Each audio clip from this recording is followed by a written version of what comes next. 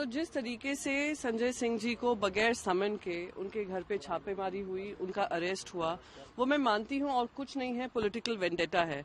केंद्र सरकार हड़बड़ाई हुई है, घबराई हुई है, खास करके उन नेताओं से जो उनसे सवाल पूछते हैं, तीखे सवाल पूछते हैं और उनके पास जवाब नहीं है।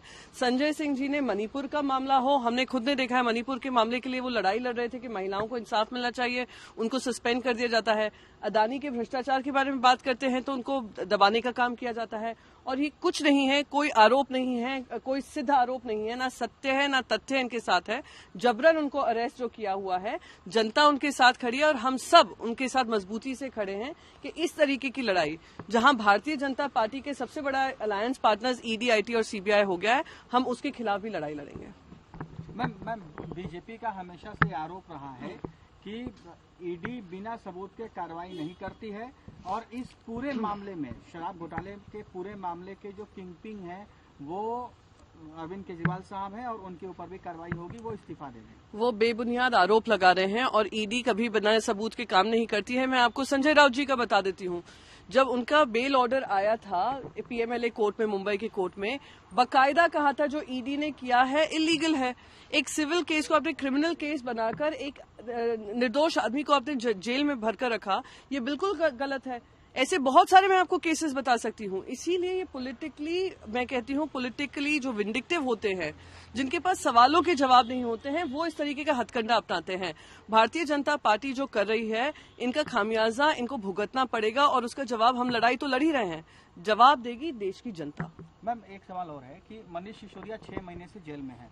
अगर कुछ ना होता तो बार बार कोर्ट में जमानत मांगने के बाद भी जमानत याचिका खारिज हो रही है, ऐसा क्यों? मैं फिर से रिपीट करूंगी कि अगर किसी की बेल खारिज की जा रही है, उसका मतलब ये नहीं है कि वो आरोपी हैं। सबसे पहले तो मैं आपको ये बता दूं, 2014 के बाद जो 4 गुना इजाफा हुआ है ईडी के इन्वेस्टिगेशन में, पॉलिटिकली मोटिवेटेड इन्वेस्टिगेशन में, 95% ऑपोजिशन के लोग हैं। कोई केंद्र सरकार से पूछे ना, जिन पे 70,000 करोड़ के घोटाले का खुद प्रधानमंत्री नरेंद्र मोदी कहते थे और जांच चल रही थी, वो रातों रात उनके साथ आ जाते हैं और सारे क्लीन चिट दे दी जाती है। और आपको बता दूं, पीएमएलए कानून को और स्ट्रिंजेंट जो बनाया है केंद्र सरकार, ये भारतीय जनता पार्टी की सरकार ने किया है, जहां प्रोसेस ही पनिशमेंट बन गया है।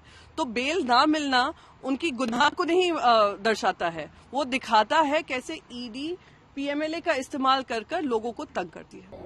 देखिए, किसी भी अपराधी को बचाने के लिए कुछ भी अनाप शनाप बयान देना एक हर नेता का अधिकार है। अब प्रियंका चतुर्वेदी किस बेसिस पे कह रहे हैं, क्योंकि जांच एजेंसी का काम है, जांच एजेंसी को बताना है। तो अगर उनको लगता है कि कोई संबंध या किसी तरह की बात नहीं की गई है तो माननीय न्यायालय के दरवाजे खुले हैं, वो जा सकती हैं। सर, संजय सिंह की अरेस्ट पे जो है आम आदमी पार्टी खुद भी कह रही है कभी निकलने वाला कुछ भी नहीं है, चाहे सुप्रीम कोर्ट की बात सुन लीजिए या वैसे भी, ये सिर्फ बीजेपी जो है घुमाने का काम कर रही है। देखिए, अरविंद केजरीवाल भविष्यवक्ता है, वो सत्येंद्र जैन के लिए भी यही कहते थे, मनीष सिसोदिया को पद्मश्री दिलवा रहे थे, संजय सिंह के लिए भी यही कहते थे। जिसके लिए अरविंद केजरीवाल बोलेंगे, आप समझ जाइए कि वो क्या कहना चाह रहे हैं कि भाई इन सबका इंतजाम होने वाला है। अब वो किसका नाम लेंगे, अगला उसकी बारी है।